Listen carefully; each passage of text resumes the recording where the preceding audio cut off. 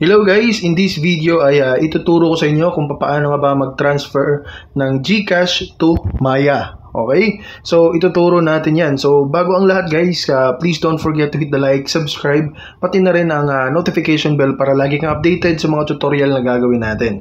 Okay? So ang una natin gagawin is i-open muna natin yung Maya. Ayan, makikita natin yung balance natin sa Maya ay 31.88. Okay? Tapos yung GCash naman, yung balance natin ay 15,598. So para makapag-transfer tayo, ang gagawin lang natin ay pindutin natin tong transfer. Kasi kapag dito tayo sa send money, ayan, express send lang, send with a clip, send GCash, GCash padala, generate QR. Pero kapag meron kang QR sa guys, pag meron kang QR sa Maya, pwede mo rin gamitin to. Pindutin mo lang yan, tapos i-upload mo lang yung tap natin continue. For example, ganito guys. So, ang gagawin lang natin.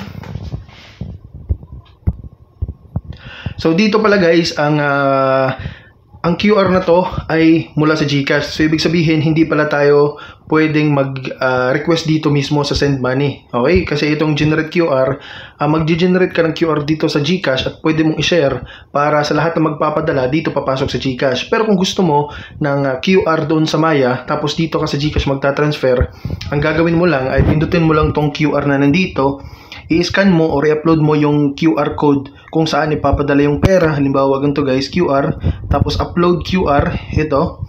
Then upload mo yung mga QR na saan mo gusto ipadala yung pera. Pero kung manual naman yung ipapadala natin from GCash to Maya, ang gagawin lang natin guys ay pindutin natin tong transfer. Dito sa transfer, scroll down kayo, pindutin nyo itong view all. Dito sa view all, search lang natin dito Maya Wallet. Okay, dito sa Maya Wallet guys, pindutin lang natin yan. So dito may charge po na 15 pesos. So ibig sabihin, kahit 500 pa yan, halimbawa ganito yung number natin. So, halimbawa lang. So pag send money guys, ayan may charge na 15 pesos. So ngayon susubukan nating mag-transfer ng 4,700 papuntang GCash. Okay, so input lang natin dito yung pangalan, tapos account number. Ayan, GCash, tapos account number. Pagkatapos niyan guys, pindutin lang natin tong send money. Ayan, may charge po na 15 pesos. Ang total ay 4,715. So pindutin lang natin tong I confirm the details are correct. Pagkatapos pindutin tong pay now. So pagkatapos niyan, may OTP na ipapadala doon sa text message or sa cellphone na nakaregister yung GCash natin. So input lang natin yung OTP. So mas secure siya, no? So bank transfer is being processed. So try natin dito kung pumasok na ba. Ayan guys, pumasok agad 4,731.88 na yung balance natin. Okay? So ganun lang kasimple.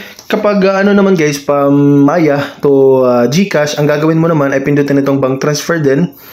Tapos hanapin mo lang dito yung GCash.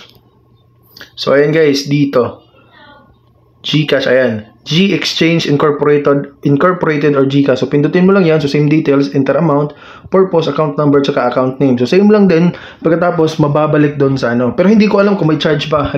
Try natin 1,000 pesos.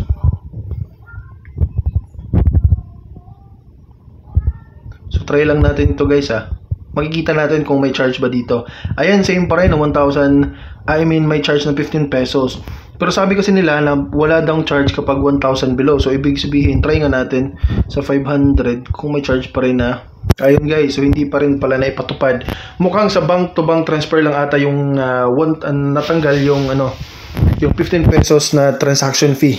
Okay, so I hope na nakatulong tong video na to guys. Please don't forget to hit the like, subscribe at ang notification bell.